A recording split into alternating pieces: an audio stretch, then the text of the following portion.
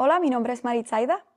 I'm Aaron Wybe, and we're very excited to be here with you and talking about Radio Bohemia Volumen Uno.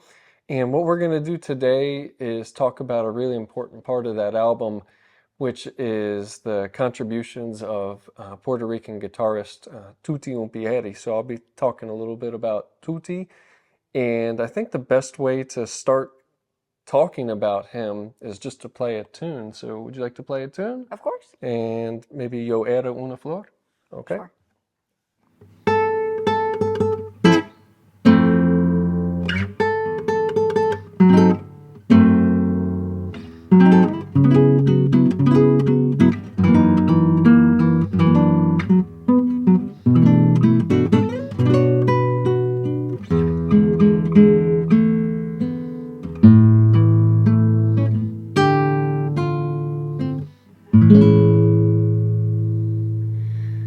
¿Qué buscas aquí, mariposa?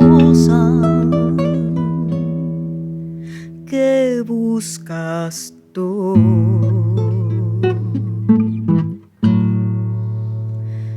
Si ya en este huerto no hay rosas,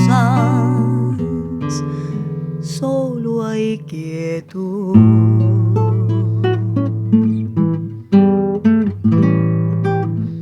No encontrarás belleza.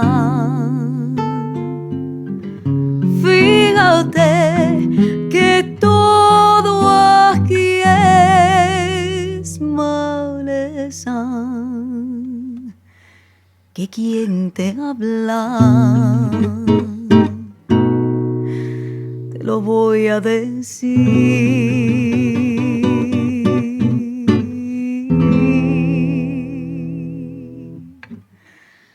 Llora una flor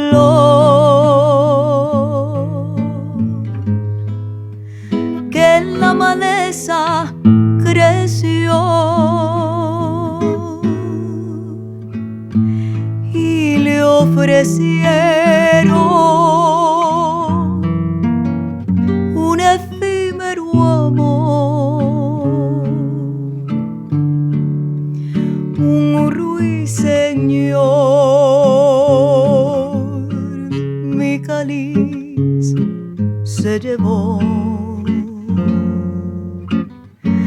destrozándome el alma y dejándome sumida en un dolor.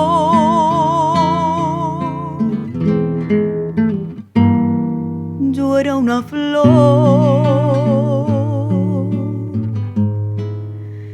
que perdió su color cuando apenas conocía del amor. Allá en la pradera hay flores que esperan. Allí debe estar mi ruiseñor con otra flor, como la flor que era yo.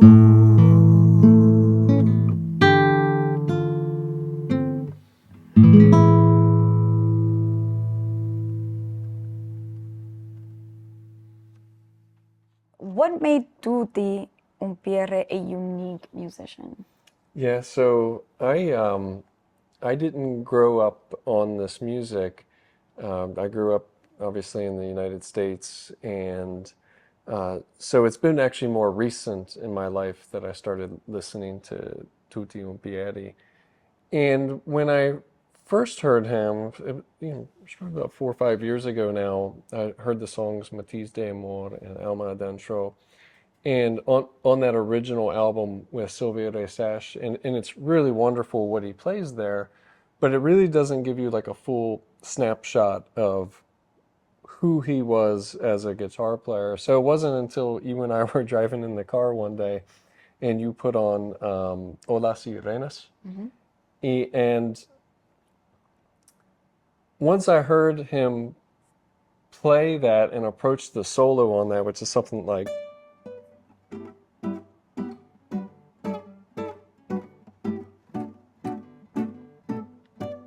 that. It almost sounds like a march. He really got my attention right then and there when I heard that. So I wanted to hear more.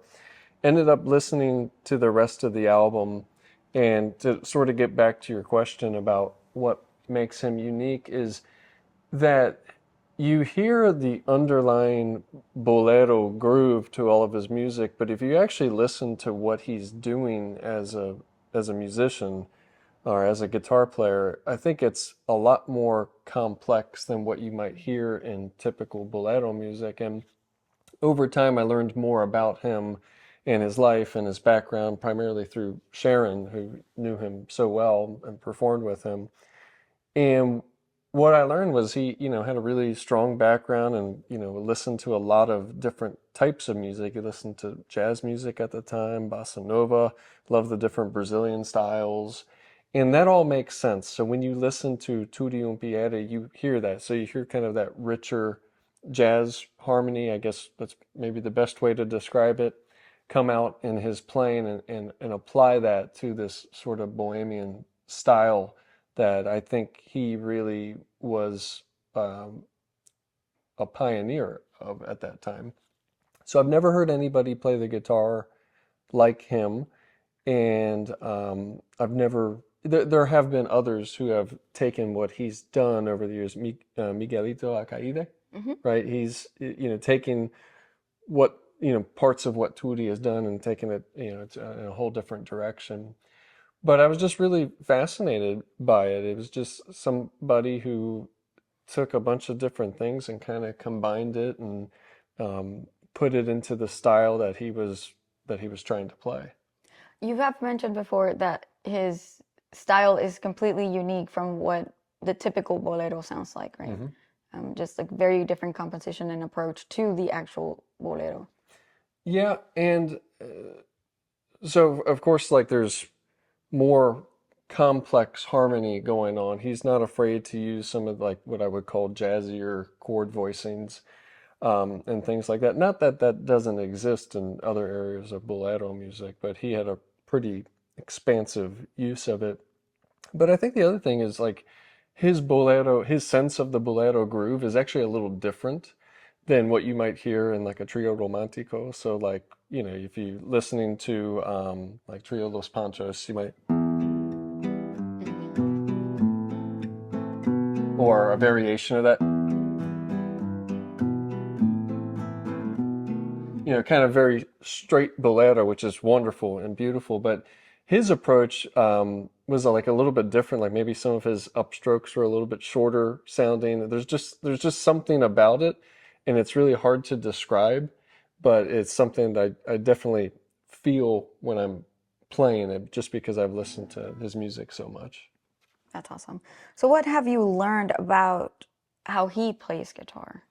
Yeah, I shared a little bit about his harmony and his groove, but I've learned a lot of like, I can't think of a better way to describe it aside from like isms. So I just call them like Tutti isms, right? So a couple of things he does is, and I'll speak a little bit more in musical terms. If he has a chord progression, let's say we're going to an A minor chord, then the chord leading into that usually is an E7 chord, right? Has a really nice resolution. Almost all the time he adds this little flair to it. And for people that know things about music, it's kind of he goes from that flat adds the flat 9 and usually goes back to the octave or goes back to the regular 9. So it sounds right. So you hear that sound. So that's kind of like one of his isms that I've figured out. And then another ism is oftentimes, and I think like in the context of jazz, like the 2-5-1 progression is kind of like the home of jazz, a lot of jazz music. So if we're in like a minor key and we have, let's see, going to D minor. So that would be like a typical 2-5-1 progression in minor. Almost every time he puts, when he plays that 2 chord, he actually puts the 3rd as the bass note. So you end up getting something like this.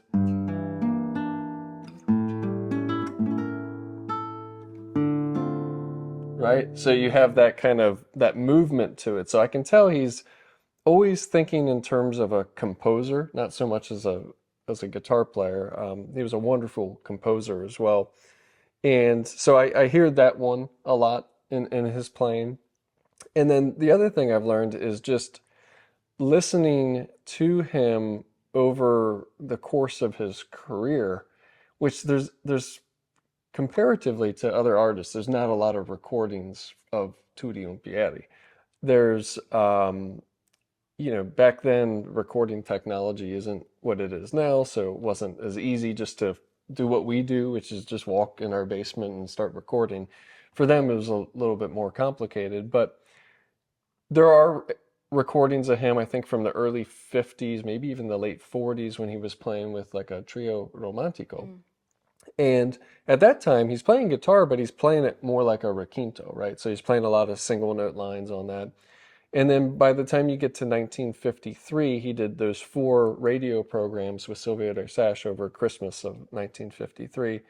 And we believe it's Silvia playing piano and singing on those. I'm pretty sure it is. And Yes. he's playing guitar, but he's not really playing any chords or anything. He's just kind of filling in between the piano note. Accompanying, right? Exactly. So he's just kind of following the piano.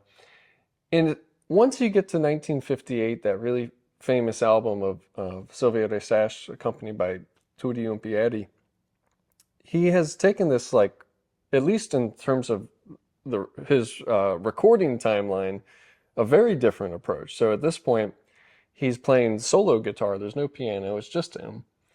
And he's got a lot of things really figured out. Like, he has really figured out the art of how to accompany a singer as a solo guitar player. And it's very different than what he did before. He's not just playing the single note lines, but he's taking on these really interesting kind of concepts in his playing. And a lot of it, Charlie Hunter, our friend, described it to me as like what he calls homebrew harmony. Like, sometimes like it doesn't make sense, but it does sound good. I think of, I'm trying to think of, there's something like that. I think it's in the song Y Entonces. He ended up doing that later on, but right, you normally wouldn't hear that kind of progression, but in the context of what he's doing, it actually sounds really cool. And so he was definitely somebody that knew how to use his ear really well. And, and also what we learned about his relationship with Silvio Rexach, where it was like, he was kind of a structured musician and she was very unstructured, right? So he was trying to, I think, negotiate some of that with her. So I like to think of it as when I hear something that's kind of wild in his playing, when he's playing with Silvia, like maybe he lost that particular battle with Silvia over whatever was supposed to happen in that moment, but it always still sounds great. So you fast forward from there, in 1959, he did El Otro Camino, and you kind of hear a mix of him doing kind of the requinto thing on the guitar. He makes a cameo in the movie. I see he's got a capo up, really high on the guitar, so he's making it sound like a requinto. And then, but he's also playing some beautiful choral stuff. So Por Siempre, he's playing that song, and he has taken a more expansive approach on that song than he did a year before with Silvia. And then fast forward, 1966, Silvio Rexach has been gone for several years, and Tutti made a radio appearance with Paquito Lopez Vidal. Right. And so Paquito was singing, Tutti was playing. And at this point, you start to hear, like, he's had several years, he's had almost a decade to refine the solo guitar style, and it all starts to really kind of come together at that point. Things are a lot more mature sounding. His ideas are a lot more fluid. His execution is a lot cleaner on those ideas. And then you get into the 1970s. So he had that album in the early 70s with Sharon, and then a few years later with Lucecita. And by that point, he had really mastered the instrument. Like It does sound different. he is in complete control of what he's doing, and it just sounds effortless. So there's a really big difference between 1958 Tutti Umpieri and 1953 Tutti Umpieri and mid 1970s Tutti Umpieri, and that makes sense. You know, I mean, I would hope that as you get older and you practice a lot, you get better and you refine your ideas and whatnot. So, yeah. So you've learned a lot from him. So I've learned a lot. Yeah. So why are you so interested in his playing and this music in particular? What catches your attention? What really draws you in? What makes you passionate about it? Well, one, I get to play with you, which is always great. That's sweet. And but two, it's so different than anything I've ever done before. So you know, for those that don't know my background as a musician, I grew up playing mostly rock and roll, and by the time I got to high school, I went into, you know, getting a little serious about playing classical guitar, which is same instrument but very different approach. And also I got really into jazz playing, and most of my professional career as a guitar player was as a jazz or rock guitar player. So I learned a lot of jazz standards, playing a lot of different groups, you know, small groups, jazz big bands. I did a lot of solo guitar gigs. So I played, as we both did, played with the U.S. Air Force Band, and I can't tell you the number of gigs I did just sitting by myself in the corner of some general's house or some ward's party or whatever, just playing solo guitar. And you figure a lot of things out when you do that. But honestly, I've never really been interested in jazz music. I'm glad I learned what I learned. It helped me with my sense, you know, a greater sense of harmony and improvising through chord changes and technique. And there's a lot of great things you can do. But I'm just, you know, I'm really not that interested in that genre altogether. I'm interested in what people have done in that genre. You know, some of my favorite guitar players are like Barney Kessel and Herb Ellis and Joe Pass, and what they've done with the instrument. It just sort of blows my mind. But so when I heard Tutti Umpieri, it was just so different. And we had already started moving into the bolero genre at this point. And this was bolero, but it was a little kind of out there. It was like a whole subgenre of bolero. I think that's almost the best way to describe Bohemia. Like, it is a subgenre of bolero. And I just found his playing so interesting, and it made sense to me. And I think that's because I have, you know, the background in some of these other styles. And so I just kind of latched onto it right away. And it sort of almost became an obsession for a while. So I'll pick this up. You know, this is my book, and I'm kind of old school. I don't really use the computer to write No. any of the music. I do it all I'm just faster doing it by hand. But what I did was, so I listened to that album with Silvio Reysash, and just one tune at a time, I learned his parts note for note, and I wrote them all out. So I have the book of Tutti Umpieri right here. And yeah, so I learned all those parts, and then as you know, at some point you get away from what you just learned, right? And you just kind of play it however you feel like playing it. So our 2024 album, Alma Adentro, where we recreated that Silvio Reysash album with Tutti Umpieri, like the flavor is definitely there. Like you can hear there's some things I'm doing that are just note for note Tutti Umpieri, but there's other things where it's like I've, you know, slightly changed this or approached it this way or whatever. And that's kind of the idea. I'm not him. I can't play everything I wasn't in his head at the time. I can't play exactly what he played, but I can try to capture the essence of what he's doing, and that's sort of what that was about. What do you think is the most unique part of the music? I think what that unique element you're talking about this music is that something that I think Tutti Unpieti was the true master of. I mean, aside from his wonderful guitar playing, his wonderful compositions with Sylvia, and of course the lyrics are incredible and beautiful. But as a guitar player, speaking about who he is as a guitar player, he was a master of knowing when to play and knowing when not to play, and really making sure that he did what he needed to do for every song. So he doesn't overplay anything, and he also doesn't underplay things, but he really was a master of space, just creating space for Sylvia or whoever he was playing with, and using that to his advantage, right? So he was doing everything he could to make that singer sound the best that singer possibly could. And I think that's like a textbook example of a very mature musician that that gets it. Like it's a completely non-selfish approach to playing music, right? It's like it's not about me. It's not necessarily about the singer either. It's about the song that we're trying to do.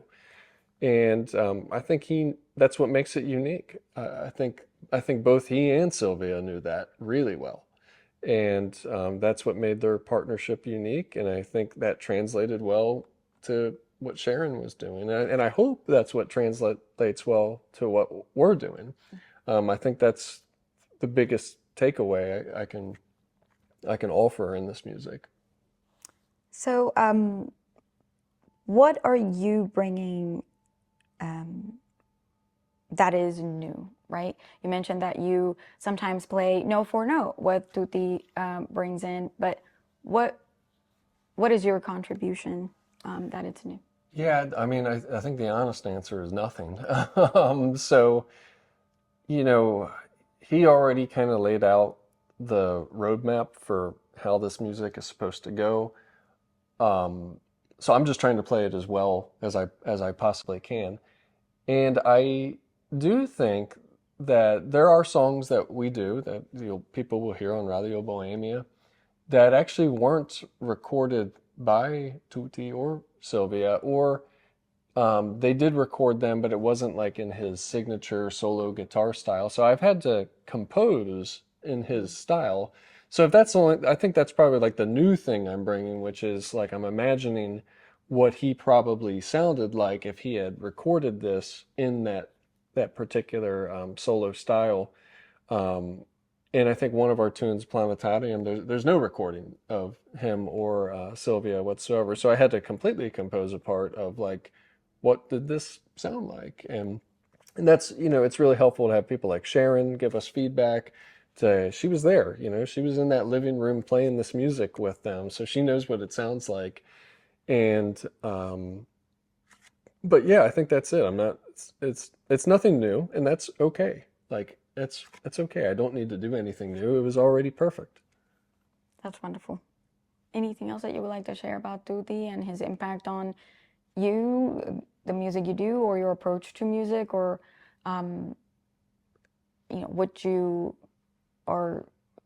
what you've done and what you hope to do in the future? Well, I hope to complete this sort of catalog of recordings. So we're releasing Volume 1 of Radio Bohemia next month. There will be, if there's a Volume 1, there will be a Volume 2. So we've already got that in mind. And I think there will probably at least be a Volume 3 at that point. So it's really just trying to finish some work that was started a long time ago and doing it in a way that I think represents the original intentionality behind it. Like there's a lot of great recordings out there of this music compositions by both Sylvia and Tutti, and people have interpreted them in a number of ways, and I think that's great. Our interpretation is we try to stay as close to that original as we possibly can. Again, we're not them, but I hope that we can give people a flavor of what it may have sounded like. Intentionality. Right? Mhm. Right. Thank you. All right. Thank you. Thanks.